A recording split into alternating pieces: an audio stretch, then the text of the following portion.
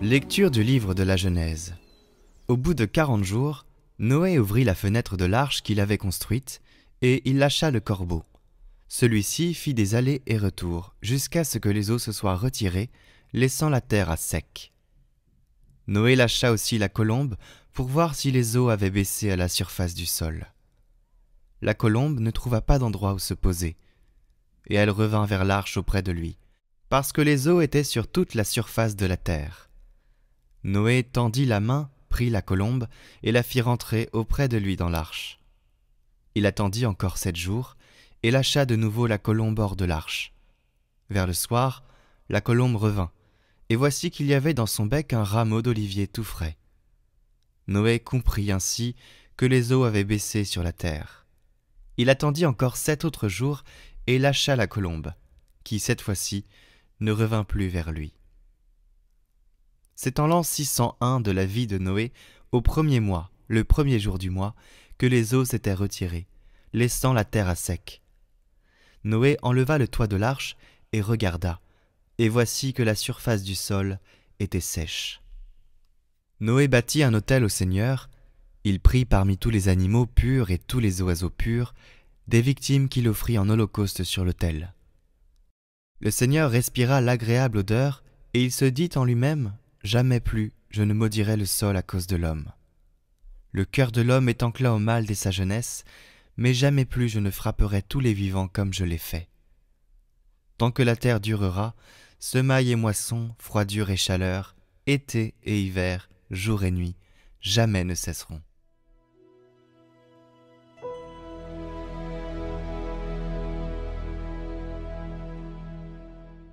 Seigneur, je t'offrirai le sacrifice d'action de grâce. Comment rendrai-je au Seigneur tout le bien qu'il m'a fait? J'élèverai la coupe du salut, j'invoquerai le nom du Seigneur. Je tiendrai mes promesses au Seigneur, oui, devant tout son peuple. Je t'offrirai le sacrifice d'action de grâce, j'invoquerai le nom du Seigneur. Je tiendrai mes promesses au Seigneur, oui, devant tout son peuple, à l'entrée de la maison du Seigneur, au milieu de Jérusalem.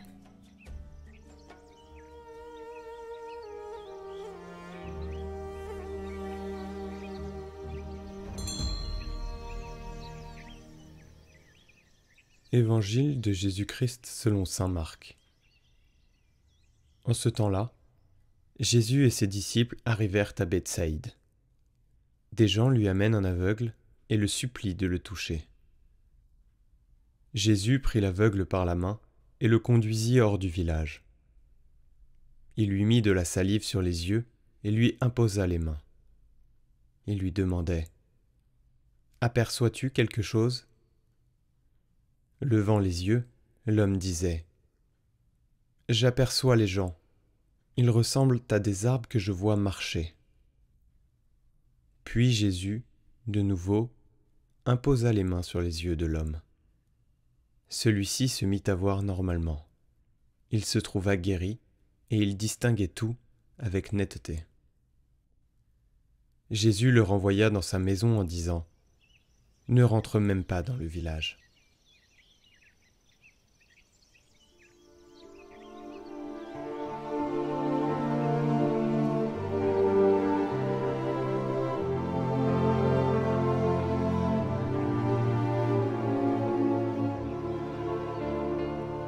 Avec ce miracle, Jésus se manifeste et se manifeste à nous comme une lumière du monde. Nous tous avons besoin d'une lumière nouvelle, celle de la foi, que Jésus nous a donnée. En effet, en recouvrant la vue, cet aveugle de l'Évangile s'ouvre au mystère du Christ. Si je vous demandais maintenant, croyez-vous que Jésus est le Fils de Dieu? Croyez-vous qu'il peut changer votre cœur? Croyez-vous qu'il peut vous faire voir la réalité comme lui la voit, non pas comme nous la voyons? Croyez-vous qu'il est la lumière? Qu'il nous donne la vraie lumière? Que signifie avoir la vraie lumière, marcher dans la lumière? Eh bien, cela signifie d'abord abandonner les fausses lumières, les lumières faibles et futiles du préjugé contre les autres. Parce que le préjugé déforme la réalité et nous charge d'aversion contre ceux que nous jugeons sans miséricorde et condamnons sans appel. Une autre lumière fausse, parce que séduisante et ambiguë, est celle de l'intérêt personnel. Si nous évaluons les hommes et les choses sur la base du critère de notre utilité, de notre plaisir, de notre prestige, nous ne cherchons pas la vérité dans les relations et dans les situations. Que cette nouvelle illumination nous transforme dans nos attitudes et nos actes, pour être nous aussi, à partir de notre pauvreté, de nos insuffisances, porteurs d'un rayon de la lumière du Christ. Chers amis, invoquons l'Esprit Saint et retrouvez après la louange votre parcours pré-carême qui va parler de la prière. Viens, Esprit de Dieu vivant, renouvelle tes enfants. Viens, Esprit Saint, nous brûler de ton feu. Dans nos cœurs répand tes dons, sur nos lèvres inspire un chant.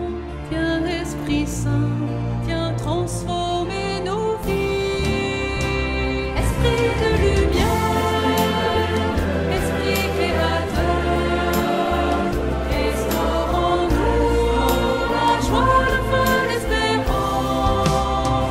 Affermis nos âmes, ranime nos cœurs, pour témoigner de ton amour immense. Fortifie nos corps blessés, lave-nous de tout péché.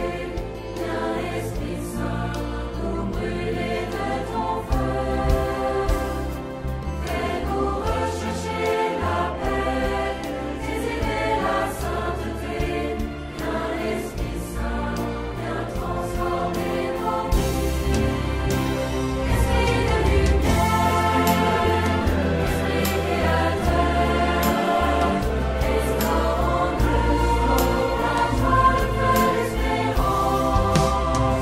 Affermis nos âmes, ranime nos cœurs, pour témoigner de ton amour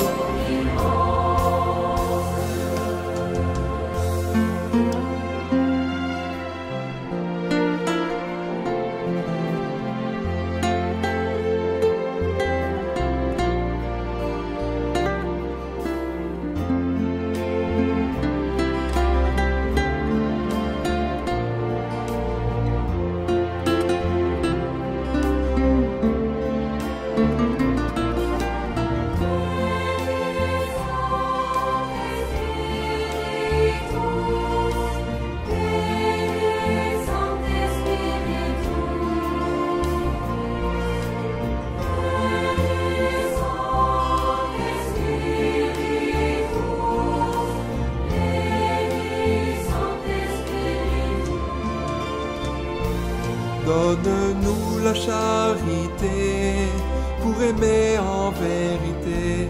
Viens, Esprit Saint, nous brûler de ton feu. Nous accueillons ta clarté pour grandir en liberté. Viens, Esprit Saint, viens transformer nos vies. Esprit de lumière, Esprit créateur, restaure en nous la joie, le feu, l'espérance. Affermis nos âmes, ranime nos cœurs, pour témoigner de ton amour immense. Esprit de lumière, Esprit créateur, restaure en nous la joie, le feu, l'espérance.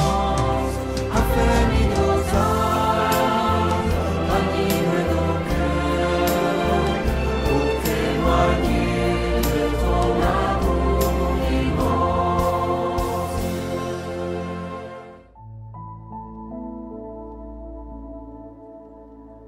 Hier, nous avons parlé d'un premier exercice de carême qui est le jeûne. Aujourd'hui, on va parler d'un autre exercice qui est la prière. Prier, de manière générale, c'est s'adresser à Dieu. Mais une fois qu'on a dit ça, on n'a encore pas dit grand-chose. Et surtout, en termes de carême, on a le droit de considérer cet aspect comme un effort humain, une activité humaine qu'on va vouloir intensifier.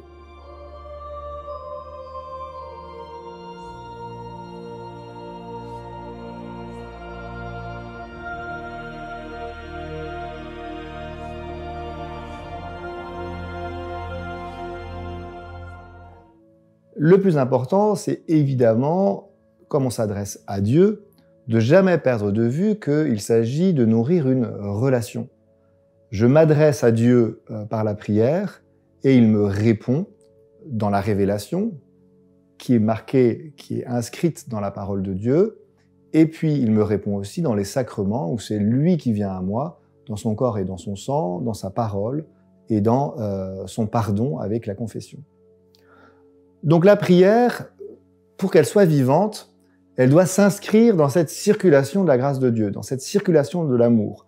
L'amour que j'ai reçu par les sacrements, par la parole, et la prière qui me ramène à lui, qui fait que mon cœur rempli de son amour revient à lui et lui partage ce qui habite mon cœur, ce que j'ai dans ma vraie vie.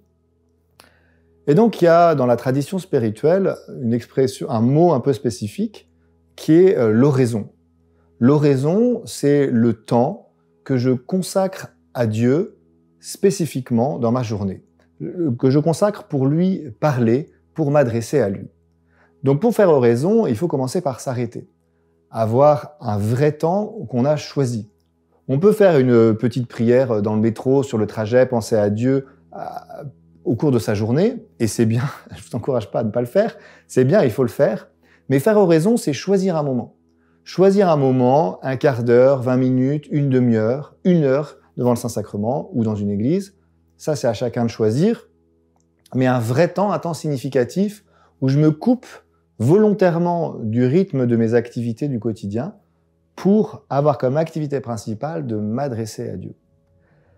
Et une fois qu'on s'est arrêté, à l'intérieur de ce moment, on va alterner 2 activités.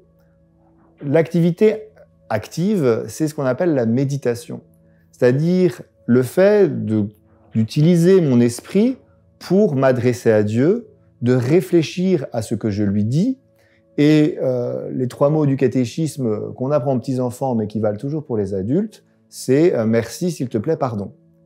Pour que le dialogue soit vrai, il faut que ce merci, ce s'il te plaît et ce pardon correspondent à ma vraie vie. Donc tous les jours, j'ai des nouveaux merci à dire. Merci pour telle rencontre, merci pour telle belle chose que j'ai vue, qui m'est arrivée, qui est arrivée à un ami. Je parle de la vraie vie. Pareil pour le pardon, pour les péchés que j'ai pu commettre, les faiblesses, les inexactitudes, mes petites erreurs du quotidien.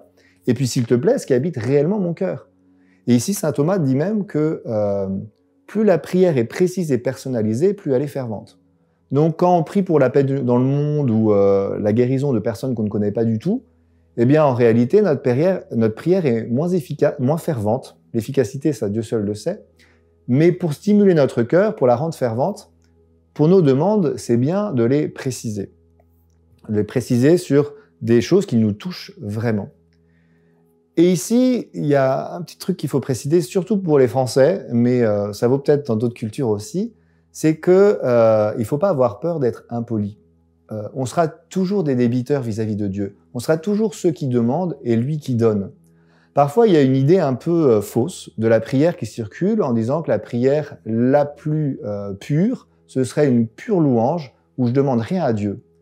Mais en réalité, puisque lui, Dieu est tout-puissant et que nous sommes créatures, l'essence de la prière, c'est la demande. C'est pas impoli, c'est pas déplacé, c'est pas être un mauvais chrétien que de demander à Dieu de nous aider, de lui présenter les s'il te plaît qui occupent notre cœur. Après, c'est lui qui décide et on accepte aussi, on s'abandonne à sa volonté dans le quotidien. Mais en tout cas, Dieu nous demande pas d'être mensonger avec notre cœur, il nous demande pas d'avoir des sentiments qu'on n'a pas, il nous demande de les lui présenter. Et quand on lit les psaumes, qui est le livre de prière de la Bible, où c'est le peuple de Dieu qui s'adresse à lui, ils sont pas tout le temps en train de dire « Merci Seigneur, c'est super ». Quand ils sont dans la détresse, quand ils ne comprennent pas ce qui leur arrive, quand ils sont écrasés par le malheur, ils le disent à Dieu. Ils disent « Seigneur, nous aurais-tu abandonnés ?» Et du fait qu'il s'adresse à lui en vérité, il prie. Et le Seigneur, c'est ça qu'il attend de nous. Il attend qu'on s'adresse à lui en vérité.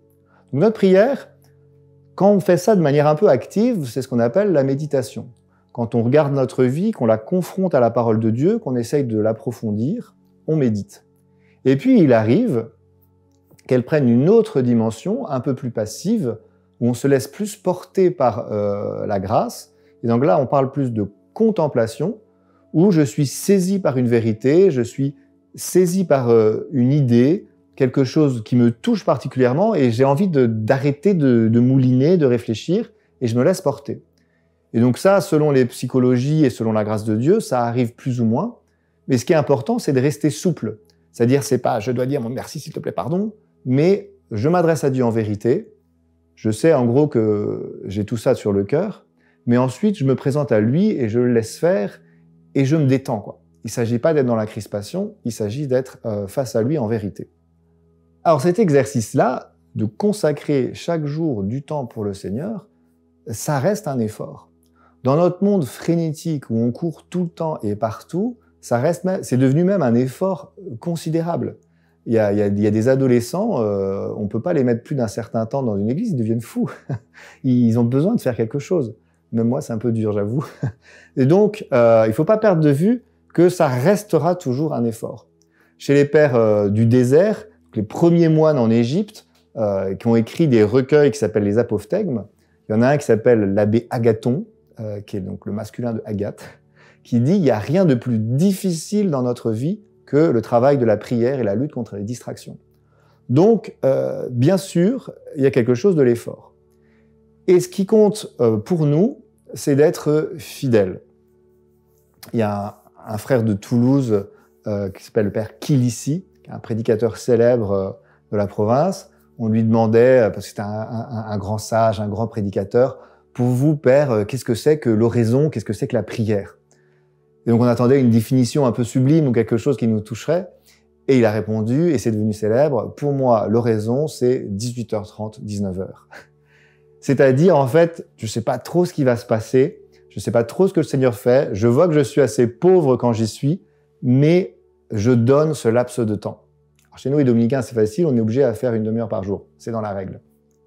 Mais quel que soit l'état de vie auquel on appartient, c'est un temps régulier donné au Seigneur.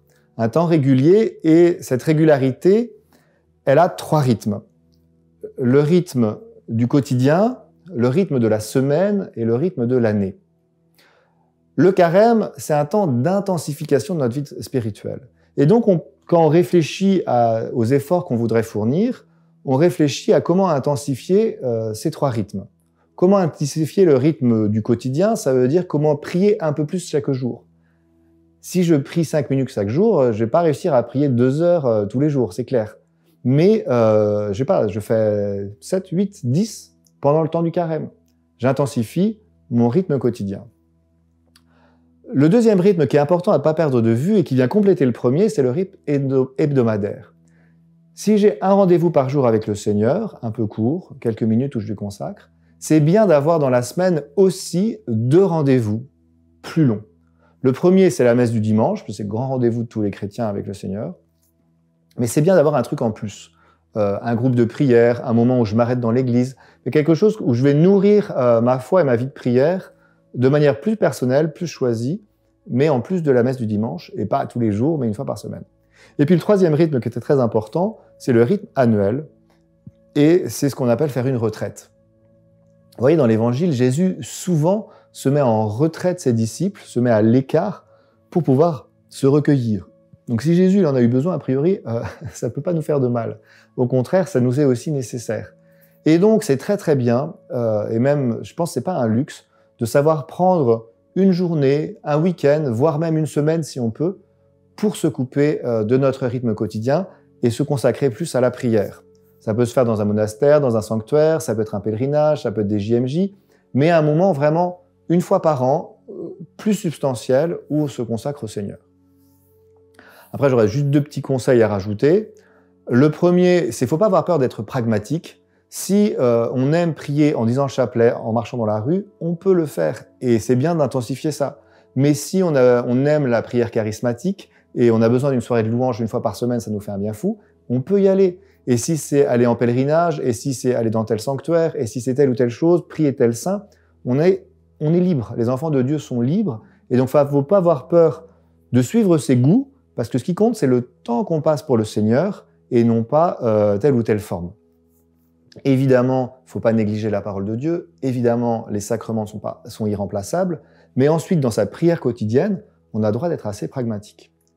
Et puis la dernière chose, c'est qu'il ne faut pas se juger. On perd un temps fou à nous auto-juger. On l'a dit dès le début, prier, c'est s'adresser à Dieu. Et en fait, dès que je me regarde, dès que je me dis « Ah, aujourd'hui j'ai mal prié », eh bien en fait, j'arrête de regarder Dieu. Je me mets à regarder mon nombril, c'est-à-dire je ne suis plus tourné vers le Seigneur.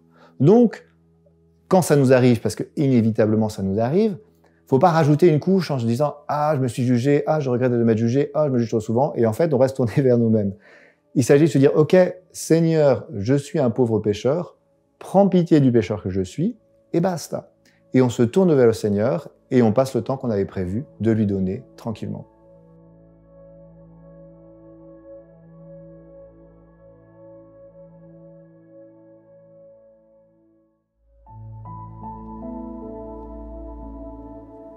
Retrouvez la 5e vidéo du parcours pour se préparer au carême qui parle de la prière en lien en haut à droite et en description.